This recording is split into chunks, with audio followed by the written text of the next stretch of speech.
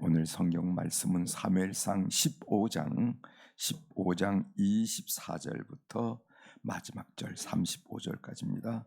사무엘상 15장 24절부터 35절에 있는 말씀 찾으셨으면 제가 봉독해 드리겠습니다.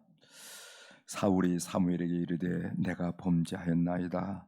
내가 여호와의 명령과 당신의 말씀을 어긴 것은 내가 백성을 두려워하여 그들의 말을 청종하였음이니이다.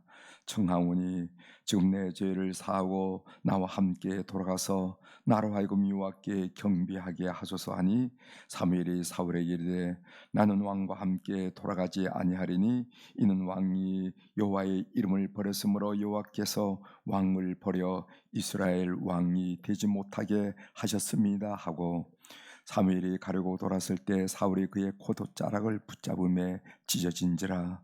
사무엘이 그에게 이르되 여호와께서 오늘 이스라엘 나라를 왕에게서 떼어 왕보다 나은 왕의 이웃에게 주셨나이다.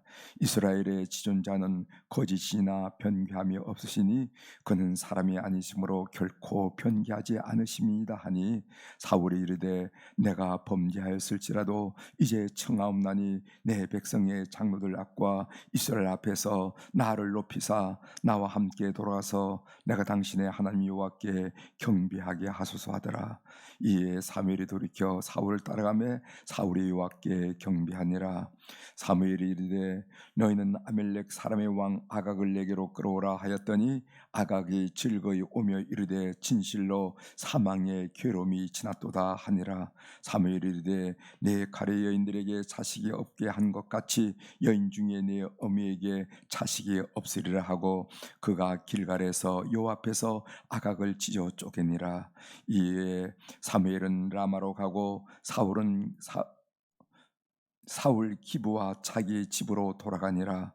사무엘이 죽는 날까지 사울을 다시 가서 보지 아니하였으니 이는 그가 사울을 위하여 슬픔이었고 여호와께서는 사울을 이스라엘 왕으로 삼으신 것을 후회하셨더라. 아멘.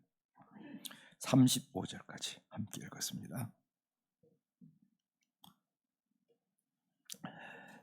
오늘 우리가 읽은 사무엘상 15장 하반장에 있는 말씀을 중심으로 주제를 왜 사울 왕은 영적으로 이토록 망가졌을까 하는 얘기입니다. 왜 사울 왕은 영적으로 이토록 망가졌을까? 그렇게 훌륭하던 사울 왕이 왜 이렇게 망가졌을까? 여러분 궁금하죠? 한번 그런 데 관심을 가지고 오늘 말씀을 함께 나누려고 합니다. 우리나라에서 볼펜의 대명사로 알려진 모나비 153 볼펜은 언제 나온가 하면 1963년 5월 1일에 탄생했다는 겁니다. 1963년. 당시에는 우리나라에서 볼펜을 생산할 수 있는 공장도 없었고 기술도 없었던 상태였는데 회사가 가장 어려웠을 때 송삼석 회장이 기도원에 올라가서 기도를 했습니다. 기도하면서 생각해 보니까 그간 사업을 하면서 하나님 앞에 범죄한 게 너무 많다는 것입니다. 가만히 생각해 보니까 첫째, 주일 성수를 하지 않았다는 거예요. 바쁘다는 핑계로.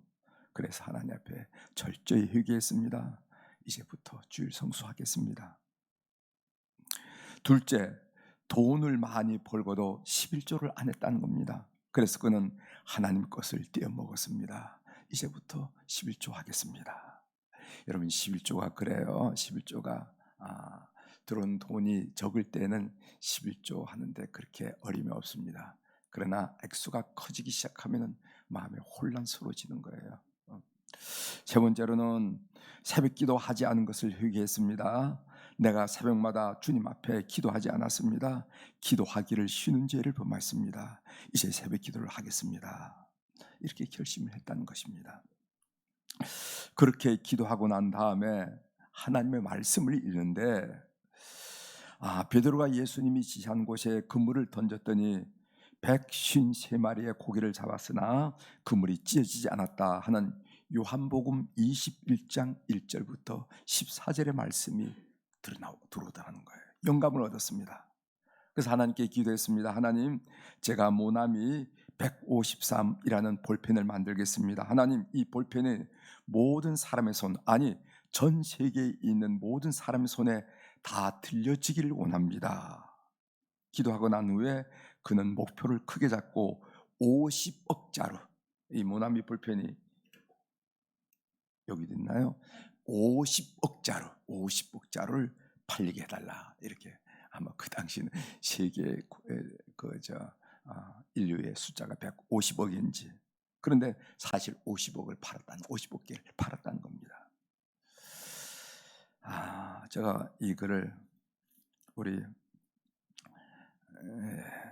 모퉁이돌 선교회 박일천 목사님이 저한테 가끔씩 보내주는 문자에 글에서 읽고 여러분들에게 지금 소개해드리는데, 이 글을 읽으면서 생각한 것이 있어요. 그건 뭐냐면은 우리 삶에 일어난 크고 작은 일들은 이 성경의 원칙입니다. 이 성경의 공식이에요. 그건 우리를 향한 부르심입니다. 사인이에요. 초청이에요. 우리 삶에서 일어나는 크고 작은 일들은 하나님이 우리를 부르신 신호입니다. 근데 그걸 잘 깨달아야 돼요. 그래서 하나님 앞에 나가서 하나님께 회개하고 자기의 삶을 깊이 뒤돌아보고, 여기는 성령의 감동, 회개하는 영이 임해야 되겠죠. 깊이 회개하고, 그리고 또 말씀에 순종하게 되면은 이 송삼석이 같은 이런 역사가 일어난다는 겁니다. 우리 사는 교우들 꼭 기억하십시오. 오늘 또 제가 좀 말씀을 드리려고 하는데, 우리는 삶에 무슨 일이 벌어지면은요, 나는 하나도 변하지 않고 하나님을 보고 자꾸 변하라 그럽니다. 이 부도 막아주세요, 뭐 해주세요, 뭐 아이들 어떻게 해주세요, 나는 하나도 변하지 않아. 그리고 하나님 와가지고 어떻게 좀 해달라고, 이게 우리들의 공식인데 이게 아니라는 겁니다. 성경의 공식은 어떤가 하면은, 우리에게 사인을 보낼 때 우리가 하나님 앞에 나가서 우리를 뒤집어야 돼.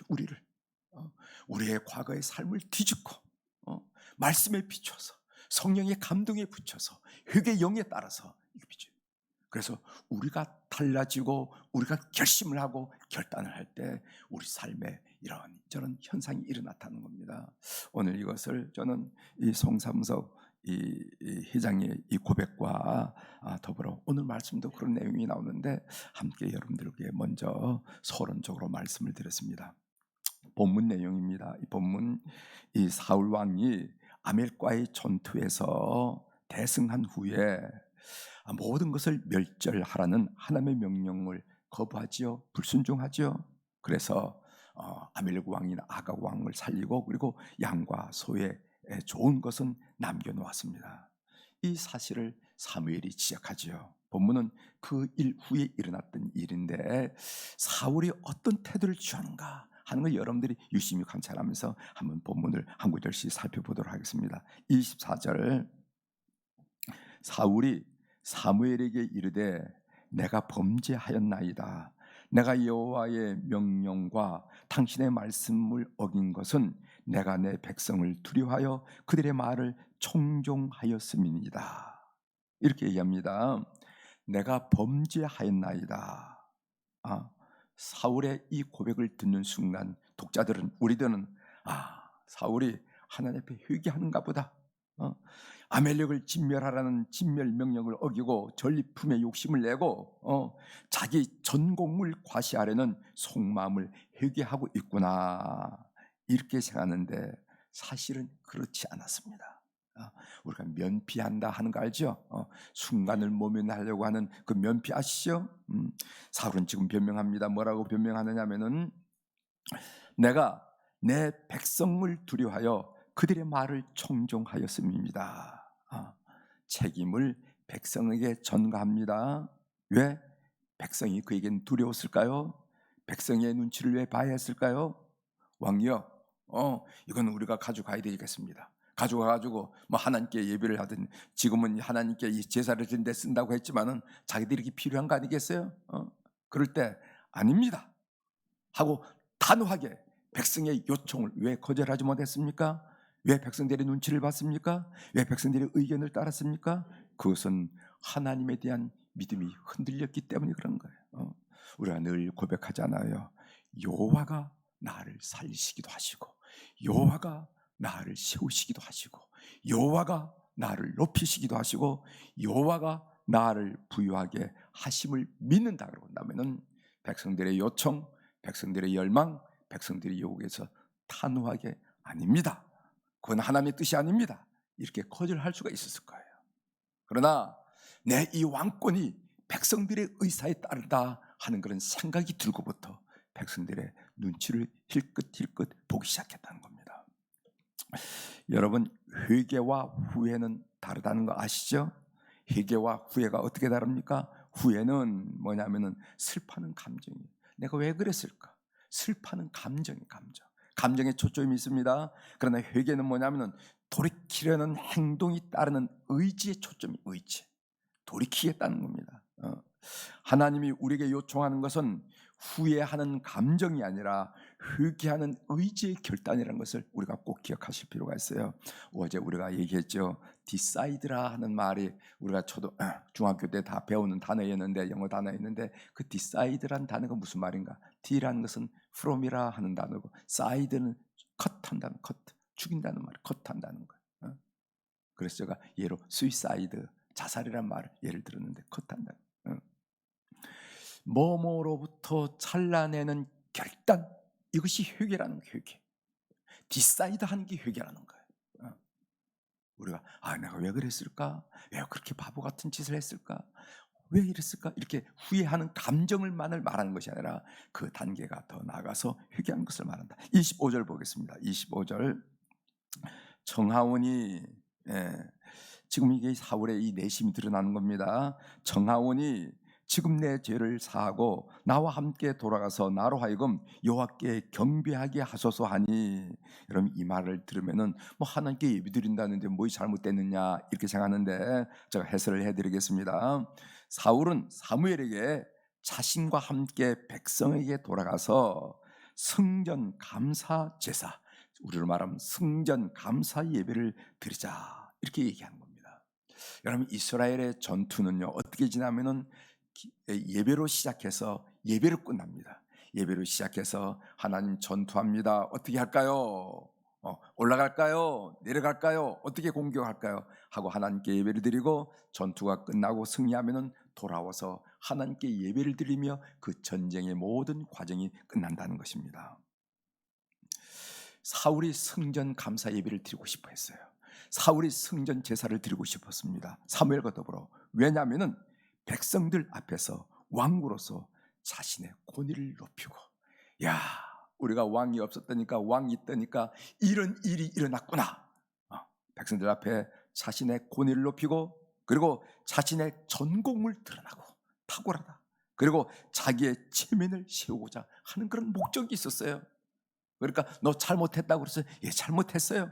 그러나 가서 예배 드립시다 라는 것이 바로 사울의 속마음이었고 의도였다는 것입니다. 그 말은 3절에도 나타나는데 3절 한번 보겠습니다. 사울이 이르되 내가 범죄하였을지라도 이제 청하옵나니 내 백성의 장로들 앞과 이스라엘 앞에서 나를 높이사 나와 함께 돌아가서 내가 당신의 하나님 여호와께 경배하게 하소서. 이렇게 제사를 드리고 예배를 드리는 그 이유가 뭐냐면은 내 백성들의 장로들 앞과 이스라엘 앞에서 나 좀 인정해 달라는 겁니다. 내 권위를 좀 인정해 달라는 겁니다. 나 좀 높여 달라는 겁니다. 내가 왕이 아니냐 말이지. 내 권위를 좀 높여 달라 하는 마음이 오늘 이 사울의 마음에 깊숙이 내재해 있다는 것을 우리가 알게 됩니다. 29절 보겠습니다. 29절. 이스라엘의 지존자는 거짓이나 변개함이 없으시니 그는 사람이 아니시므로 결코 변개하지 않으심이니이다 하니. 하나님은 변하지 않습니다. 따라서 신앙의 본질은 뭔가? 하나님을 바꾸려고 하는 것이 아니라 하나님 앞에서 내가 바꾸어지는 것을 보고 신앙의 본질이라고 합니다. 근데 목회를 하면서 신앙을 지도하다 보면은 나는 하나도 안 변하려고 그래. 그리고 하나님 와서 이거 좀 해달라는 겁니다.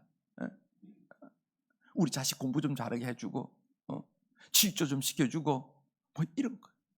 다시 한번 여러분 말씀드립니다. 내가 바뀌어져서 하나님께 맞춰가는 것을 보고 신앙생활이라고 그런 겁니다. 그런데 이 사울은 끝까지 안 바뀝니다. 이것이 바로 사울이 망하게 된 원인이라는 것입니다.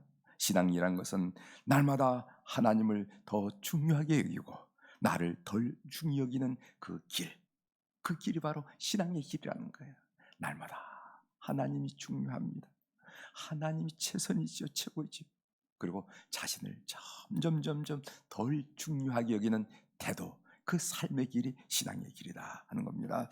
그 다음에 32절 보겠습니다. 사무엘이 이르되 너희는 아말렉 사람의 왕 아각을 내게로 끌어오라 하였더니 아각이 즐거이 오며 이르되 진실로 사망의 기름이 지났도다 하니라. 이 아각 왕이 가만히 보니까 이미 이제 그 모든 전쟁을 종결하는 예배까지 다 끝냈거든요. 아마 숨을 깊이 내쉬면서 살았구나. 그런데 사무엘이 오라고 그러니까 나를 살려서 무슨 이렇게 상을 주려고 그러느냐, 살 집을 마련해 주려고 하면서 즐거이 왔다고 그랬습니다. 즐거이 오며 이르되 진실로 사망의 괴로움이 지나갔다, 이렇게 생겼어요. 사람이 이렇게 분별력이 없다는 겁니다. 우리가 내남 없이 아각은 죽는 길인데도 불구하고 산다고 생각하고 즐거이 왔다 하고 성경이 표현하고 있습니다. 우리 인생에도 즐거운 길인 줄 알았는데 죽는 길이 된 일이 얼마나 많이 있습니까? 얼마나 많이. 잘 생각해 보셔야 되죠. 그렇죠? 여러분, 거액의 복권 당첨된 사람들, 미국에서 조사를 다 해봤다는 거 아닙니까? 대부분 즐거운 길인 줄 알았는데 그 길이 죽는 길이었어요. 제대로 된 사람이 하나, 거의 100%, 거액의 복권이 된 사람들 거의 100% 삶이 망가졌어요. 그 사람은 그런 일이 즐거운 길인 줄 알았는데 그 인생을 망가뜨리는 죽음의 길이었다는. 우리 인생도 많이 있습니다. 복권을 제가 예를 들었지만 우리 인생도 많이 있다는 겁니다. 그래서 우리가 하나님을 직시하지 않으면요, 사실 우리의 삶은 그렇게 건강하거나 그렇게 든든하지 않다는 것입니다. 하나님의 음성 듣기로 제가 좀 말씀을 좀 드리고 말씀을 마치려고 하는데, 오늘 본문을 읽으면서 마음에 아프게 자리 잡은 말씀은 35절의 말씀이에요. 한번 보세요. 사무엘이 죽는 날까지 사울을 다시 가서 보지 아니하였으니 이는 그가 사울을 위하여 슬픔이었고 여호와께서는 사울을 이스라엘의 왕으로 삼으신 것을 후회하였었더라 하는 말씀입니다. 왜 이렇게 사울이 영적으로 망가졌을까? 우리가 사울같이 되지 않으려면 어떻게 해야 할까 하는 생각을 본문을 읽으면서 자연적으로 하게 되더라고요. 사람은 살아있을 동안에는 기회가 있습니다. 이 성경이 이야기하는 거예요. 사람은 살아있을 동안에는 기회가 있습니다. 이것이 성경이 항상 말씀하고 있는 메시지고 구원의 메시지예요. 예를 들어 예수님의 십자가 옆에 강도는 삶의 마지막 순간에 기회를 잡아서 구원을 받지 않았습니까? 주님이 나고 내릴 때 내 이름을 기억해 주세요. 그랬더니까 그 순간 그 강도의 말씀을 듣고 오늘 너와 나와 함께 낙원에 있으리라 구원받았다 이 말이죠. 그래서 우리가 호흡하고 있는 순간 우리에게 기회가 있습니다. 아무리 날강도 같은 놈이라 하더라도 살아있는 동안은 기회가 있어요. 그런데 중요한 것이 있습니다. 중요한 요소가 뭐냐, 회개라는 거예요. 회개. 사울은 진정으로 회개하지 않았습니다. 그냥 그 순간을 모면하라고 잘못했다고 비상적으로 말했을 뿐입니다. 사울이 이렇게 영적으로 망가진 이유는 회개할 줄 몰랐기 때문에 그렇다는 거예요. 우리가 신앙생활을 하다 보면은 영적인 타성이 빠져서 회개할 줄 모르고 신앙생활을 할 경우가 있어요. 우리가 새벽마다 이렇게 나와서 주님 앞에 나와서 어제의 하루를 반성하고 오늘 하루를 기억하고 어제의 잘못된 거, 내 잘못된 생각, 내 잘못된 말들, 행동들을 주님 앞에 올려놔서 돌아보니 주님 앞에 섭섭하게 해드렸네요. 실수를 했네요. 아이고 용서해 주십시오. 이렇게 회개할 수 있다는 것이 얼마나 큰 은혜인 줄 모릅니다. 이런 은혜의 삶을 계속 살아가는 여러분들이 되시기를 바랍니다. 호흡이 있는 한 우리의 삶에는 기회가 있습니다. 그러나 그 기회의 중요한 요소는 뭐냐면 회개해야 된다는 거예요. 회개한다는 말은 무슨 말인가? 그건 디사이드 한다는 거예요. 하나님께 돌아서는 걸 말합니다. 이런 역사가 오늘도 경험되기를 주의 이름으로 고민합니다. 기도하시겠습니다.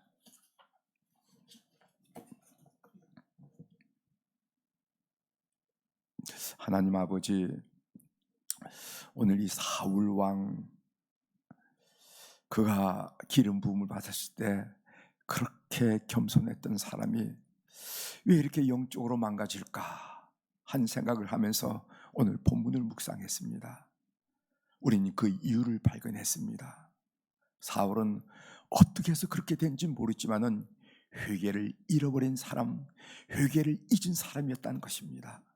하나님, 우리도 삶을 살다 보면은, 신앙생활을 하다 보면은 그냥 마음이 굳어지고 신앙적 타성에 깊이 빠졌기 때문에 하나님 잘못했습니다, 이 말을 하지 못하는 그런 신앙생활을 하고 있지 않은지 우리가 다시 한번 반성해 볼 수 있도록 도와주셔서 감사합니다.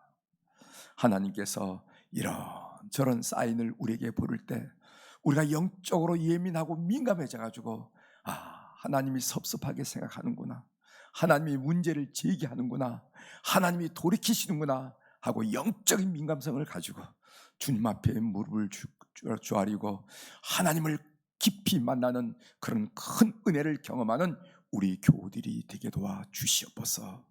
하나님, 오늘 또 준존전에 귀한 물질을 드린 소중한 이름이 있어 주님께 보고드립니다.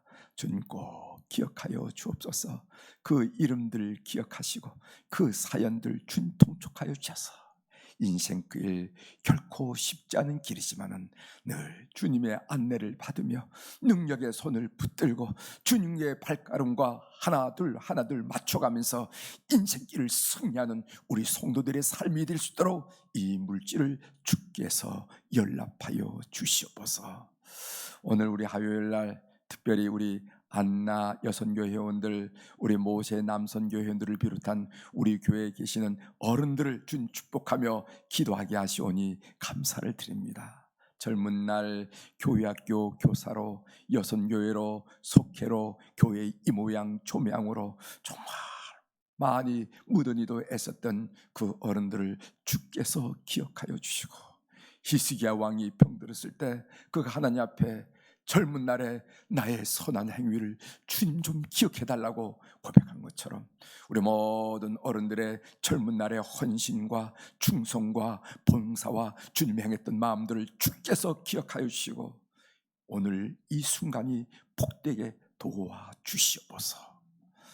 한날의 저녁이 그 노을이 찬란하고 아름다운 것처럼 그들의 삶이 더 아름답고 더 찬란하고 더 행복하고 소망으로 꽉 찬 그런 귀한 삶이 될 수 있도록 우리 몸된 교회에 소속한 모든 어른들을 이 새벽에 주님 기억하시고 축복하여 주시옵소서. 특별히 간구드린 것은 그들의 태상급으로 주어진 모든 자손들 축복하여 주심으로 말미암아 우리 하나님은 틀림없다라는 것은 변개되지 않는 분, 약속을 지킨 분임을 증거를 할 수 있는 우리 귀한 어른들이 다 되도록 은혜를 베풀어 주옵소서. 오늘 또 하늘의 주권과 땅의 주권을 가진 우리 주님의 권세 있는 이름으로 축복합니다. 내 영혼이 잘된 같이 범사가 잘되고 강건한 축복을 하나님이 우리에게 주신 선물인 이 한날을 살 때 많이 경험할 수 있도록 우리 주님 저들의 걸음을 주장하여 주시옵소서. 감사드리며 예수님의 이름으로 기도 올려옵나이다. 아멘.